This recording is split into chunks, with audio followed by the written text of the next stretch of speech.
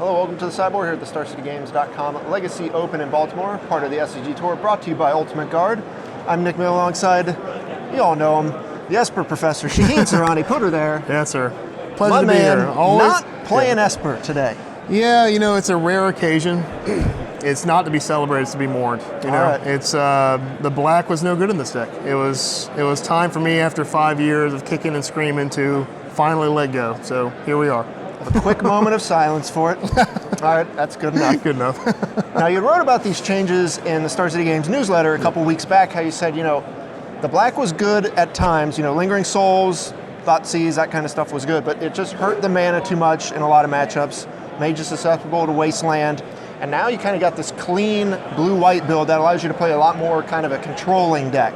Absolutely, and the black, again, I came to this epiphany, and I put this in the newsletter. It's kind of a fun story of like, I finish a tournament, I go X3, don't make day 2, and lay the deck out, and I say, all right, so let's find out what the black splash is all about, and there's 4 black cards in the deck. I'm like, all right, well, this may be in the deck building era.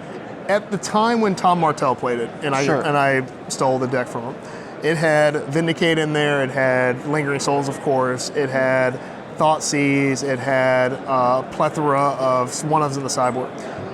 As time has progressed and True Name Nemesis has come out, it's been a real nice, ample replacement to Lingering Souls. It's still, in my opinion, not better than Lingering Souls, because Lingering Souls is so resilient against counter magic, hand disruption, and you're able just to like burn it early and then get value out of it again. You know me with my intuition, you know, I love that little package. Yeah, you got it. Yeah, that's fantastic. But True Name is has its own special place where you get free wins against a lot of decks. Earlier against Sultai, he had about 20 things in play, and I had a True Name out with a Battle Skull on it, and if it was anything else, the game would have been over. So it was a pretty easy transition from Esper to blue-white just because of the power of True Name Nemesis. Yeah, that's what I was going to say. True Name's so good, but you also have Stoneforge Mystic in the deck that allows you to kind of suit them up with all the equipment, which makes it even better. Yep. I think the only part where True Name doesn't kind of stack up is against Liliana, but outside of that, you have a bunch of counter spells and ways to deal with that card. Right, yeah, Liliana, Golgari Charm, these are things that the decks that have access to black can handle it. But even against the combo decks, turn 3 putting 2 power into play is worse than turn 3 putting 3 power into play from True Name a lot of the times, because it's arguably 4 power with Lingering Souls, but you usually don't have time for the flashback in those really, really high-paced combo deck matchups. So it was actually a pretty sweet transition. I really liked it. Okay. So we've just got a bunch of Stoneforges and True Names along with the usual suspects you expect to see in the Stoneblade list, but you've kind of upped a lot of the numbers because you have to make up for the black cards you've cut.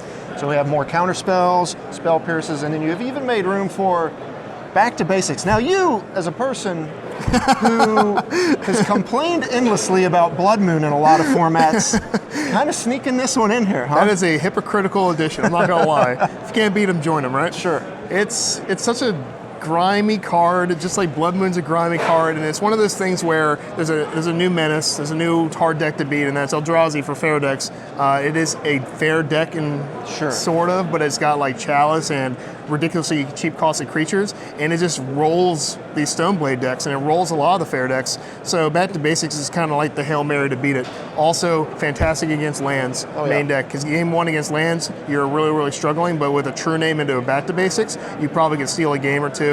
I lost a 12 post of the last Open with Esper Stoneblade, so back to basics is that you feel a little dirty, Sure. But you got to do it. You got to do what you got to do. So it's in there. And without Thoughtseize, like you said, the blue spells are not as good a lot of the time, but they're not significantly worse, so they still get the job done.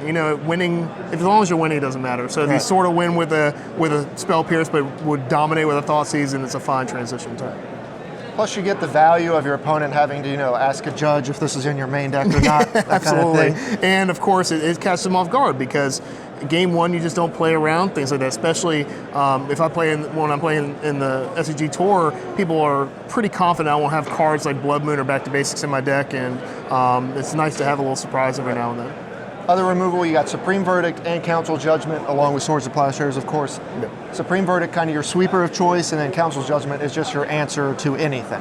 Yeah, Council Judgment is the proverbial hero's downfall of Legacy. It's just an answer all. When you're playing a control deck, there's not one card that beats you, 2 cards that beat you. In a format like Legacy, there are thousands of cards that beat you. So you need that answer all, and it doesn't target. I used to play the Vindicate from Tom Martell, and I mentioned this also in the newsletter or the article, where the last time I played it was I got misdirected onto my own batter skull, and I'm like, and this is legal at the time, and I'm like, I'll change one card. So it's been really, really good. It just answers planeswalkers, and it's just a beautiful answer to like hexproof creatures and True Name Nemesis in the mirror. Yeah, opposing True Name Nemesis, you got to have your own answer, right? Of course. Yep. All right, let's take a look at the sideboard here, where you have your suite of 4 and 5 mana white cards. Yep. Gisela. Now you've been raving about this card today. Card has been so good in testing. It is so mediocre in standard, and it's so good in legacy, because you even read Duke played Baneslayer Angel in his Miracle sideboard back in the day. I don't know if he still does. Sure. You might cut it. This is just better than Baneslayer. Once they printed it for 1 less mana in legacy is like half the cost, in the grand scheme of things if you're comparing it to standard. Sure. Like turn 5 is really, really tough to be able to do that. This card on turn 4 blocks anything.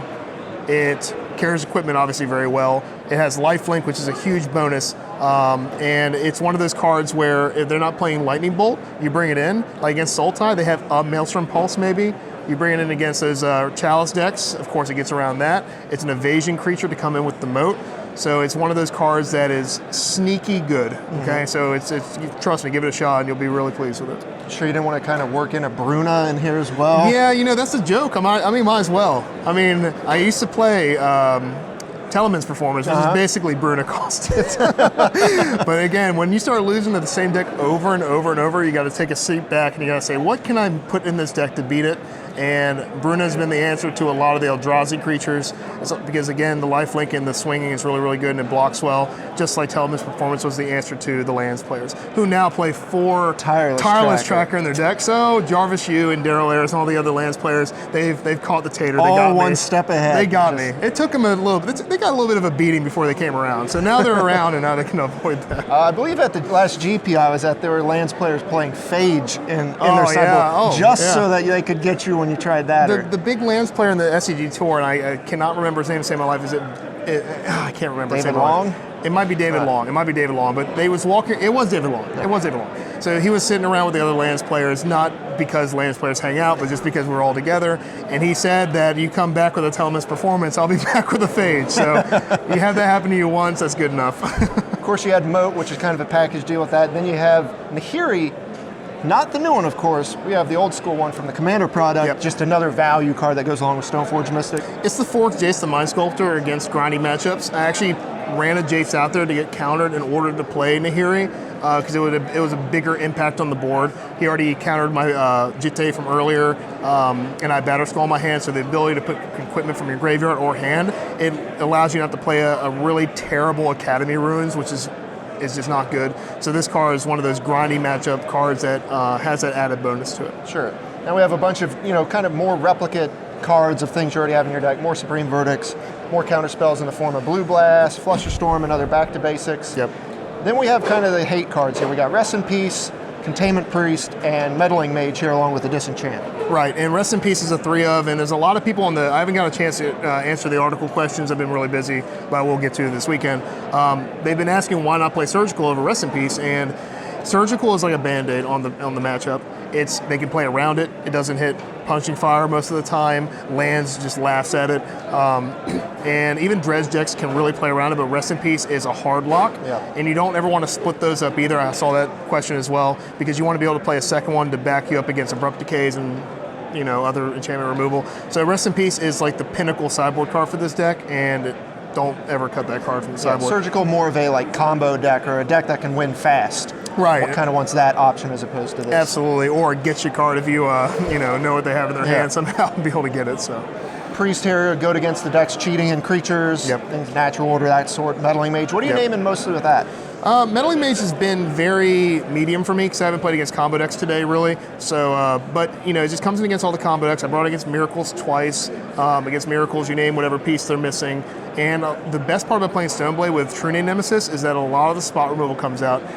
No one can leave in 4 Sword of Plowshares against just Stoneforge missing. That's their only target. So a lot of them board those cards out, and then Meddling Mage allows you to take advantage of that. So a lot of times, I played against Mono Red, the Prison style deck, and I named Imperial Recruiter, which got him pretty good. Just because I had a feeling he had some. He did. So it's just a card that I bring in when they bring out the removal and being able to take advantage of that.